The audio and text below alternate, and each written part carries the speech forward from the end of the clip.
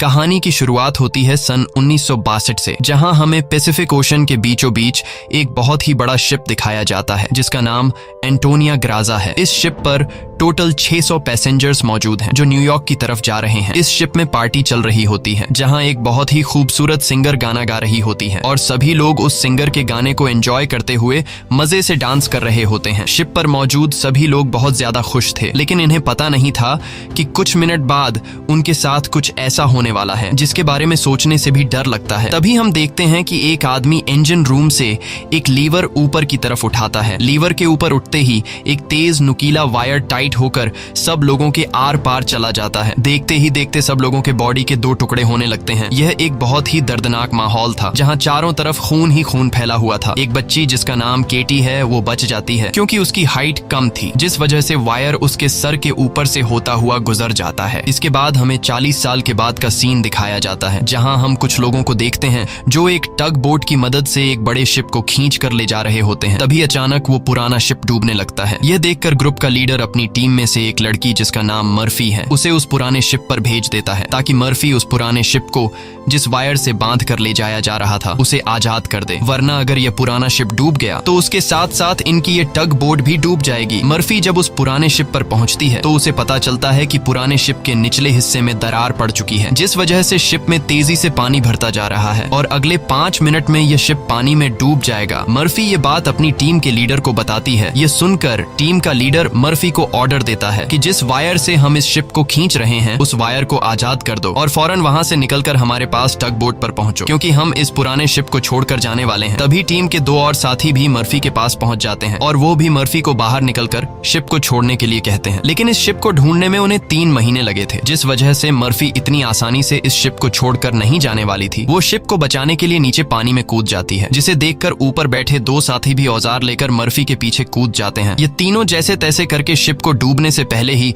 उसकी दरार पर वेल्ड करके शिप को डूबने से बचा लेते हैं और इस शिप को यह लोग मार्केट में बेचकर बहुत सारा पैसा बना लेते हैं और यह पैसा टीम का लीडर सभी लोगों में बराबर बराबर बांट देता है। यहीं जैक नाम का एक आदमी इन लोगों पर काफी देर से नजर रखे हुए था और इन सब की बातें सुन रहा था। उसे पता चल जाता है कि यह लोग समुद्र में जो शिप गायब हो जाते हैं ये लोग उन शिप्स को ढूंढ निकाल कर मार्केट में बेचकर पैसा कमाते हैं। जैक नाम का वो आदमी इनके पास आता है और इस टीम के लीडर को एक शिप के बारे में बताता है जिसमें खजाना छुपा हुआ है। जैक असल में उस शिप की बात कर रहा था जिसे 40 साल पहले एक अनजान आदमी ने लीवर खींचकर सब लोगों को मार दिया था। टीम के लीडर ने भी उस 40 साल पहले गायब हुए एंटोनिया ग्राजा नामी शिप के बारे में सुना था। टीम का लीडर कहता है कि इस शिप को बहुत से लोगों ने ढूंढा पर आज तक वो शिप किसी को भी नहीं मिला। जैक टीम के लीडर से कहता है कि मुझे पता है कि वो शिप समुद्र के किस हिस्से में है। अगर हम इस शिप को लाकर मार्केट में बेचेंगे तो हम रातों रात अमीर हो जाएंगे। पैसों का सुनते ही ग्रुप के सारे लोग इस मिशन के लिए तैयार हो जाते हैं और अगले ही दिन ये लोग अपने टग बोट में उस एंटोनिया ग्राजा नाम की शिप को ढूंढने निकल पड़ते हैं। कई दिनों के सफर के बाद ये लोग समुद्र के एक बहुत ही वीरान जगह पर पहुंच जाते हैं जहां टीम के एक आदमी को किसी शिप के आसपास होने का सिग्नल मिलता है। ये लोग समझ जाते हैं कि वह शिप जो आज से 40 साल पहले खो गया था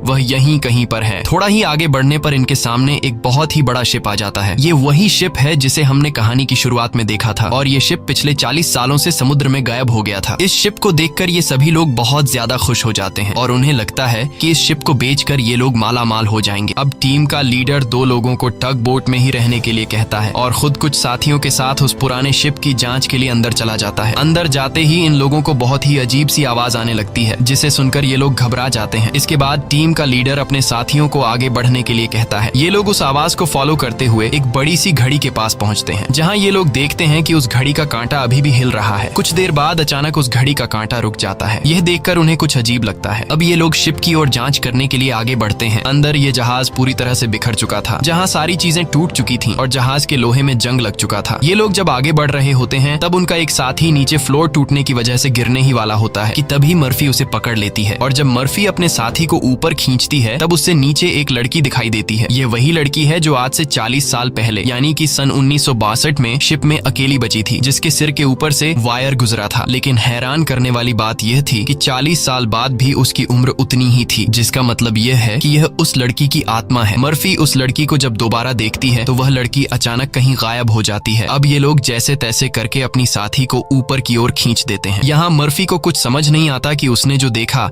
वह सच था या फिर कोई वहम, लेकिन यह सब देखकर मर्फी बहुत ज्यादा डर जाती है। अब यह शिप बहुत ही ज्यादा ज्यादा बड़ा था, इसलिए ये लोग इसे और एक्सप्लोर करने लगते हैं और चलते चलते शिप के मेन कैबिन तक पहुंच जाते हैं, जहां जांच करते हुए उन्हें एक डिजिटल वॉच मिलती है। ये देखकर ये लोग कंफ्यूज्ड हो जाते हैं, क्योंकि आज से 40 साल पहले इस तरह की डिजिटल वॉच नहीं हुआ करती थी। और इस वॉच को देखकर ये लोग समझ जाते हैं कि जरूर हमसे पहले भी यहाँ कुछ लोग आ चुके हैं। इसके बाद ये सब वापस अपने टग बोट पर आते हैं और टीम का लीडर डिसाइड करता है कि अगले दिन हम इस शिप को टग बोट से बांध कर ले जाएंगे। अगली सुबह उन्हें पता चलता है कि शिप में एक बहुत बड़ा होल है, जिसकी वजह से धीरे धीरे शिप पानी में डूब रहा है। टीम का लीडर कहता है कि इस हालत में शिप को टग बोट से बांध कर ले जाना नामुमकिन है, क्योंकि शिप में ढेर सारा पानी जमा हो चुका है। पानी की वजह से शिप का वजन कई गुना बढ़ चुका है, इसीलिए इस पुराने शिप को टग बोट से बांध कर ले जाना एक बेवकूफी होगी। अब ये लोग डिसाइड करते हैं कि पहले हम शिप के होल को वेल्ड करके बंद करेंगे और फिर शिप के अंदर मौजूद सारा पानी निकाल कर इसे टग बोट से बांध कर ले जाएंगे। कैप्टन की बात सबको ठीक लगती है, जिसके बाद ये सभी अपने अपने काम पर लग जाते हैं। कुछ साथी शिप के होल को रिपेयर करने में लग जाते हैं और कुछ शिप के अंदर मौजूद खजाना ढूंढने में लग जाते हैं। मर्फी खजाने की जांच में आगे बढ़ते हुए एक स्विमिंग पूल के पास पहुंचती है। स्विमिंग पूल को देखकर वह हैरान रह जाती है, क्योंकि स्विमिंग पूल पर ढेर सारे गोलियों के निशान थे। अब वह स्विमिंग पूल से जब ऊपर की तरफ आ रही होती है,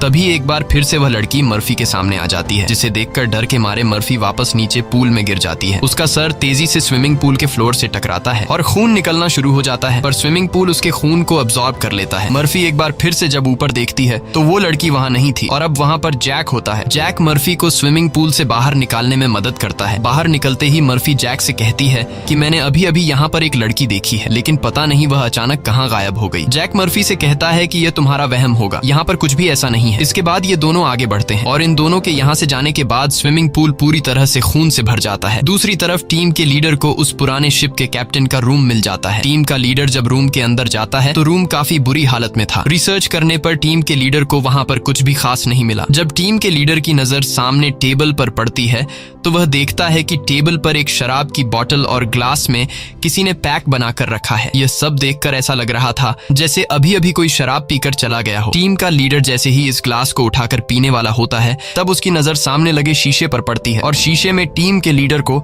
इस पुराने शिप का कैप्टन दिखाई देता है। यह देखकर टीम का लीडर बहुत ज्यादा डर जाता है और उसके हाथ से शराब की ग्लास गिरकर टूट जाती है और टीम का लीडर डर के मारे वहां से निकल जाता है। इस शिप पर सभी के साथ अजीबोगरीब इंसिडेंट्स हो रहे थे। टीम का एक साथी जिसका नाम मार्क है, उसे इस शिप पर किसी लेडी सिंगर के गाने की आवाज सुनाई देने लगती है। वह उस आवाज को फॉलो करते हुए शिप के ग्राउंड एरिया में पहुंच जाता है, जहां पर वह लेडी सिंगर भी मौजूद होती है। ये वही सिंगर थी जिसे हमने कहानी की शुरुआत में देखा था। दूसरी तरफ मर्फी और जैक आगे बढ़ते हुए लॉन्ड्री रूम से बाहर जाने वाले गेट को जैसे ही खोलते हैं, तभी अंदर जमा हुआ सारा पानी उनके ऊपर आ जाता है, जिसमें कई सारे लोगों की डेड बॉडीज थी। मर्फी और जैक डर के मारे वहां से आगे बढ़ने लगते हैं। आगे बढ़ते हुए उनके सामने एक कैबिन का दरवाजा खुलता है। अंदर जाने पर जैक को एक बहुत ही लग्जरी कार मिलती है, जिसे देखकर वह बहुत खुश होता है, पर मर्फी को यहाँ कुछ गड़बड़ महसूस होता है, इसलिए वह जल्दी ही यहाँ से निकलना चाहती थी। तभी एक दूसरे रूम से उन्हें कुछ हिलता हुआ नजर आता है। जब ये दोनों उस चीज के करीब आते हैं और उसके ऊपर रखा हुआ सामान हटाकर देखते हैं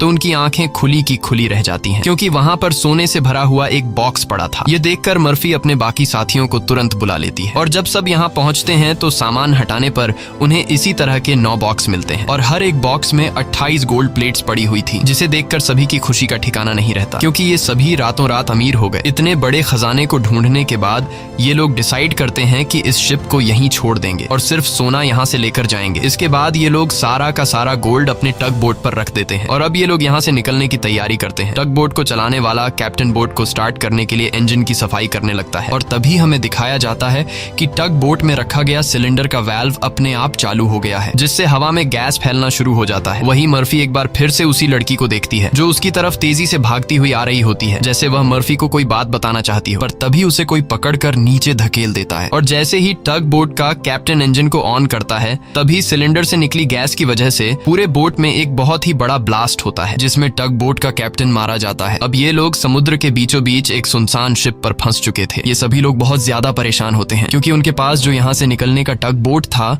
वह पूरी तरह से तबाह हो चुका चुका था। इनका एक साथी जिसका नाम मार्क है, वो अपनी गर्लफ्रेंड की फोटो देखकर बहुत ज्यादा परेशान हो जाता है क्योंकि 2 हफ्ते बाद उनकी शादी होने वाली थी और अब उसे लगता है कि वह कभी भी यहाँ इस शिप से बचकर नहीं जा पाएगा। परेशानी में मार्क वहाँ रखी कई साल पुरानी शराब पीने लगता है। दूसरी तरफ मर्फी भी कंफ्यूज्ड होती है कि उसे बार बार वह लड़की क्यों दिखाई दे रही है। इसीलिए मर्फी उस लड़की के बारे में जानने की कोशिश करती है। वह शिप के डेटा में पैसेंजर्स के नाम चेक करती है, जिससे उसे पता चल जाता है कि जो लड़की उसे दिखाई दे रही है उसका नाम केटी है। रिसर्च करते हुए वह केटी के रूम तक पहुंच जाती है, जहां अलमारी का दरवाजा खोलते हुए उसे केटी का ढांचा मिल जाता है, जिसे देखकर मर्फी बहुत ज्यादा डर जाती है। फिर जैसे तैसे करके मर्फी खुद को संभालती है और उस ढांचे के गले में लटके लॉकेट को उतार कर देखती है, जिसमें उस छोटी लड़की के पेरेंट्स की फोटो थी जो उसके पीछे ही खड़ी थी। उसे देखकर मर्फी को एक जोरदार झटका लगता है। केटी कहती है कि वह लॉकेट बंद मत करना, क्योंकि बहुत साल बाद मैं अपने मॉम डैड को देख रही हूँ। मर्फी को अब भी यकीन नहीं हो रहा था कि वो एक मरी हुई लड़की से बात कर रही है, पर जब वह लॉकेट को केटी के हाथ में देने लगती है तो लॉकेट केटी के हाथ से आर पार चला जाता है और अब जाकर मर्फी को यकीन हुआ कि यह लड़की कोई इंसान नहीं बल्कि एक आत्मा है। केटी मर्फी को बताती है कि इस शिप पर और भी कई सारे लोगों की आत्मा कैद है और तब तक यह सोल यहाँ से आजाद नहीं हो सकती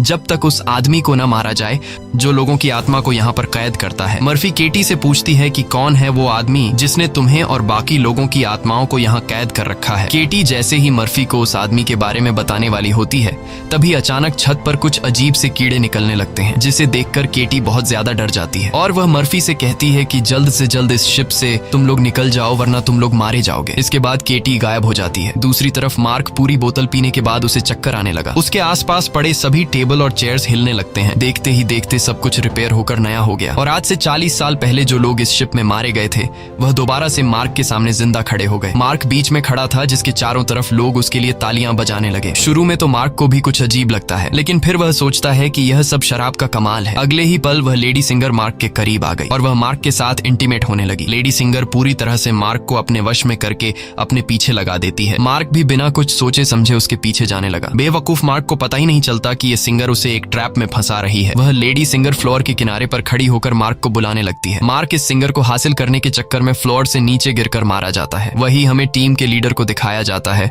जो इस पुराने शिप के कैप्टन के रूम में बैठा होता है। तभी वह देखता है कि शराब की बोतल अपने आप ही सरकने लगी। कुछ देर बाद उसके सामने इसी शिप के कैप्टन की आत्मा आ जाती है। यह देखकर टीम का लीडर काफी ज्यादा घबरा जाता है। तब शिप का कैप्टन उसे ग्लास में शराब डालकर पीने के लिए देता है। साथ ही वह उसे फोटो देता है जिसमें एक शिप होता है जिसका नाम लोरली है। कैप्टन बताता है कि आज से कई साल पहले हमारे पास एक आदमी आया था जिसने हमें लोरली शिप के बारे में बताया। उसने कहा कि लोरेलाई शिप में बहुत ही बड़ा खजाना छुपा हुआ है। जब हमने लोरेलाई शिप को रेस्क्यू किया तब हमें सच में वो सारा खजाना मिला। कैप्टन टीम के लीडर को एक दूसरी फोटो दिखाते हुए कहता है कि ये वो आदमी है जिसने हमें लोरेलाई शिप का बताया था। टीम का लीडर उस आदमी की फोटो देखकर उसके गले में सांसें अटक जाती हैं, क्योंकि वह आदमी कोई और नहीं बल्कि जैक था और यह फोटो 40 साल पुरानी थी। 40 साल गुजरने के बाद आज भी उसके उम्र में कोई बदलाव नहीं हुआ। वह फोटो में बिल्कुल वैसा ही दिख रहा था जैसे 40 साल पहले दिखता था। अब टीम का लीडर समझ जाता है कि जैक कोई इंसान नहीं बल्कि एक भूत है। ये सब समझते ही टीम का लीडर जल्द ही अपनी टीम को इस शिप से निकालना चाहता था। वह जल्दी से अपने साथियों को ढूंढने लगता है, पर तभी उसके सामने उसका वही साथी आ जाता है जो टग बोट में गैस खुलने की वजह से ब्लास्ट में मारा गया था। दरअसल ये ब्लास्ट में मारे जाने वाले आदमी की आत्मा होती है जो टीम के लीडर को मारने के लिए आगे बढ़ता है। लीडर उससे खुद को बचाने के लिए भागता है, लेकिन तभी उसके सामने मर्फी आ जाती है। अब ब्लास्ट में मारा जाने वाले आदमी की आत्मा तो गायब हो जाती है, पर टीम के लीडर को मर्फी का चेहरा उसी ब्लास्ट में मारे जाने वाले साथी की तरह दिख रहा होता है, जो कुछ देर पहले भूत बनकर उसके पीछे आ रहा था। इसीलिए टीम का लीडर मर्फी को भूत समझकर उसके ऊपर हमला कर देता है, पर मर्फी खुद को बचाने के लिए उसके पैर को घायल कर देती है। लेकिन इससे टीम के लीडर का ज्यादा कुछ नहीं बिगड़ता। वह दोबारा से मर्फी पर हमला करने के लिए खड़ा होता है। इससे पहले कि वह मर्फी को मार पाता, तभी पीछे से जैक आकर लीडर को लोहे के रॉड से सिर पर मारकर बेहोश कर देता है। जैक वही आदमी है जो इन सबको यहाँ लेकर आया था। पूरी टीम में सिर्फ टीम के लीडर को ही पता चल चुका था कि जैक कोई इंसान नहीं बल्कि एक डीमन है, और जैक को भी समझ आ गया था कि टीम के लीडर को मेरी सारी सच्चाई मालूम हो गई है। इसलिए वह टीम के लीडर को अपने रास्ते से हटाने के लिए सबको उसके खिलाफ भड़काता है। वो कहता है कि अगर ये दोबारा होश में आ गया तो यह हम में से किसी को नुकसान पहुंचा सकता है। सबको जैक की बात ठीक लगती है, इसलिए यह लोग अपने लीडर को एक टैंक में फेंक देते हैं। अब यहाँ से निकलने का कोई और रास्ता न मिलने पर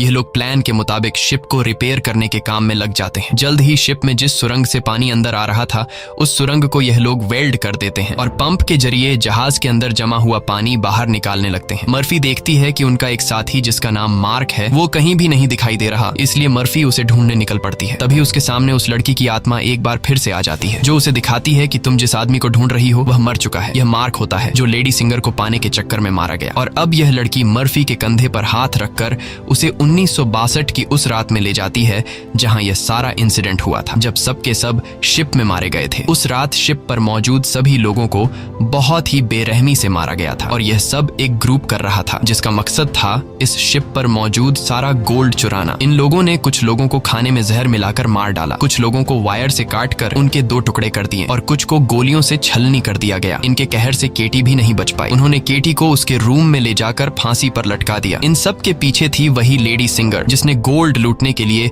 यह पूरा प्लान बनाया था और अपने लोगों की मदद से उसने शिप पर मौजूद सभी लोगों को मार डाला। अब सारा गोल्ड उनके कब्जे में था। शिप का ऑफिसर भी लेडी सिंगर से मिला हुआ था। लेडी सिंगर के एक इशारे पर वह अपने ही साथियों को मार देता है, लेकिन जैसे ही वह मुड़ता है लेडी सिंगर उसे भी गोली मार देती है। लेडी सिंगर को लगता है कि सारा गोल्ड अब उसी का हो चुका है क्योंकि शिप पर मौजूद सभी लोग मारे जा चुके थे। लेकिन यही एंट्री होती है एक ऐसे आदमी की जो इस पूरे गेम का मास्टरमाइंड था और वह लोहे की चेन से लेडी सिंगर को लटकाकर मार देता है। मर्फी केटी की मदद से ये सब देख रही होती है और तभी वह इस गेम के मास्टरमाइंड को भी देख लेती है, जिसे देखकर मर्फी शॉक हो जाती है क्योंकि वो आदमी कोई और नहीं बल्कि जैक है जो इन्हें गोल्ड का लालच देकर यहाँ पर लेकर आया। क्योंकि शिप में छेद हो चुका था और शिप धीरे धीरे पानी में डूब रही थी, इसलिए शिप को बचाने के लिए कुछ ऐसे लोगों की जरूरत थी जो शिप को डूबने से बचा सके। इसलिए जैक ने चालाकी से इन्हें यहाँ लाया। अब शिप पूरी तरह से ठीक हो चुकी थी, इसलिए जैक को अब इन लोगों की कोई जरूरत नहीं थी और अब वह इन सबको भी मार देगा। यह सब समझते ही मर्फी को याद आता है कि हमने जैक की बातों में आकर अपने लीडर को टैंक में बंद कर दिया था। अब मर्फी अपने लीडर की जान बचाने के लिए उसके पास दौड़ कर जाती है, लेकिन अब टैंक में पानी भरने की वजह से लीडर की मौत हो गई होती है। मर्फी अपने लीडर को बचाने के लिए टैंक का कांच तोड़ने की कोशिश करती है, पर टैंक का कांच बहुत ही मजबूत था, इसलिए लाख कोशिश करने के बावजूद भी लीडर को बचा नहीं पाती। इसके बाद मर्फी अपने एक साथी के पास आती है जिसका नाम डॉज है। मर्फी डॉज को जैक की सारी सच्चाई बता देती है और कहती है कि जैक तुम्हें जहां भी नजर आए उसे शूट कर दो, मैं अपने एक और साथी को ढूंढने जा रही हूँ। मर्फी के जाने के कुछ देर बाद जैक डॉज के सामने आ जाता है, जिसे मर्फी ने कहा था कि जैक जहां भी नजर आए उसे शूट कर दो। डॉज जैक से कहता है कि यहीं पर खड़े रहो और अपनी जगह से हिलना मत। ये सुनकर जैक समझ जाता है कि मर्फी ने इसे मेरी सारी सच्चाई बता दी है। तब जैक डॉज को बातों में उलझाकर डॉज से बंदूक छीनने की कोशिश करता है, लेकिन डॉज जैक की होशियारी समझ जाता है और वो फौरन जैक पर बंदूक की गोली चला देता है, जिससे जैक दूर जा गिरता है। जिसके बाद डॉज जैक के पास आता है और देखता है कि जैक मारा जा चुका है। यह देखकर डॉज वहां से चला जाता है, लेकिन हम देखते हैं कि जैक अभी भी मरा नहीं है। दूसरी तरफ मर्फी अपने जिस साथी को ढूंढने गई थी, मर्फी को पता चल जाता है कि वो पानी में मारा गया है। अब डॉज के अलावा मर्फी के सारे साथी मारे जा चुके थे, इसलिए मर्फी डिसाइड करती है कि वो इस पूरे शिप को तबाह कर देगी। जिसके बाद मर्फी शिप के हर एक कोने में बॉम्ब फिट करने लग जाती है और तभी उसके पास डॉज आ जाता है। डॉज मर्फी को बताता है कि मैंने जैक को मार दिया। ये सुनकर मर्फी कहती है कि जैक नहीं मरने वाला है, क्योंकि जैक कोई इंसान नहीं बल्कि एक डीमन है, इसलिए हमें यह पूरी शिप ब्लास्ट करनी होगी ताकि जैक हमारी तरह और किसी इंसान को यहाँ लाकर न फंसा सके। और जैक ने जितने भी सोल्स को इस शिप में कैद कर रखा है वो सभी आजाद हो जाएंगे। डॉज यहाँ पर गुस्से से मर्फी को समझाता है कि हमें शिप को ब्लास्ट नहीं करना चाहिए, क्योंकि इस तरह से शिप में रखा सारा गोल्ड बर्बाद हो जाएगा और हमें बिना गोल्ड हासिल किए खाली हाथ घर लौटना होगा। मर्फी कहती है कि यह गोल्ड दरअसल जैक का एक चाल है जो हम यहाँ से कभी भी नहीं ले जा पाएंगे, इसलिए मुझे हर हाल में यह शिप ब्लास्ट करनी होगी। अब जैक समझ जाता है कि मर्फी किसी भी हाल में नहीं मानने वाली, इसलिए जैक अपने असली रूप में आ जाता है, जिससे हम समझ जाते हैं कि जैक ने डॉज को भी मार दिया था। जैक उसे बताता है कि तुम्हारा और मेरा काम एक ही है, जिस तरह से तुम समुद्र में फंसी हुई शिप्स को जमा करती हो उसी तरह से मैं सोल्स को जमा करता हूँ। पहले मैं भी इंसान था, लेकिन मैंने बहुत पाप किए जिसके बदले मुझे यह काम दिया गया और अब मैं सोल कलेक्टर हूँ, जिसके लिए मुझे शिप की जरूरत है और मैं नहीं चाहता कि तुम इस शिप को ब्लास्ट करो। जैक मर्फी को एक चांस देता है। वो कहता है कि जाओ, मैं तुम्हें नहीं मारूंगा, लेकिन बदले में तुम्हें इस शिप को ब्लास्ट नहीं करना होगा। पर मर्फी उसकी बात नहीं मानती, जिसके जिसके बाद जैक एक लोहे के रॉड से उस पर हमला कर देता है, जिससे मर्फी नीचे गिर जाती है। अब जैसे ही जैक मर्फी को मारने के लिए आगे बढ़ता है, तब मर्फी एक तीर चलाकर उस बॉम्ब वाले रिमोट पर निशाना लगाती है और खुद फौरन पानी में कूद जाती है, जिसके बाद शिप में एक बहुत बड़ा ब्लास्ट होता है। ब्लास्ट की वजह से शिप पानी में डूबने लगती है और मर्फी पानी के अंदर शिप के नीचे फंस चुकी होती है। अब उसे बाहर निकलने का कोई रास्ता नहीं दिखता और उसकी सांसें भी फूलने लगती हैं। पर तभी वहां पर केटी की आत्मा आती है, जो मर्फी को हाथ से पकड़कर ऊपर का रास्ता दिखाती है। तब मर्फी देखती है कि जैक ने जितने भी सोल्स को कैद कर रखा था, वो सभी सोल्स आजाद हो गई हैं। मर्फी बड़ी मुश्किल से ऊपर सरफेस पर आ जाती है और वो देखती है कि शिप में जितने भी सोल्स थे वो सब अपनी असली दुनिया में जाने लगे हैं। दरअसल यहाँ जितने भी सोल्स थे वो सभी जैक के गुलाम थे। सिर्फ केटी की सोल उसकी गुलाम नहीं बन पाई, क्योंकि केटी की सोल पवित्र थी, जिस वजह से जैक उस पर ज्यादा कंट्रोल नहीं कर पा रहा था। इसीलिए केटी की सोल बार बार मर्फी की मदद कर रही थी। यहाँ मर्फी एक बॉक्स के सहारे समुद्र में तैरती रहती है और तभी वो एक शिप तक पहुंच जाती है, जो शिप उसे रेस्क्यू कर लेता है। जब उसे पोर्ट पर लाया जाता है तो वह अपनी एम्बुलेंस से देखती है कि जैक अभी भी जिंदा है और शिप का जितना भी गोल्ड था वो उस गोल्ड को एक दूसरे शिप में ट्रांसफर कर रहा है, ताकि उस गोल्ड के लालच में वो और भी लोगों को मार सके और उनकी आत्माओं को कैद कर सके। इसी के साथ ये कहानी खत्म हो जाती है। अगर आपको हमारी वीडियो अच्छी लगी हो तो हमारे चैनल को सब्सक्राइब और वीडियो को लाइक जरूर कीजिएगा।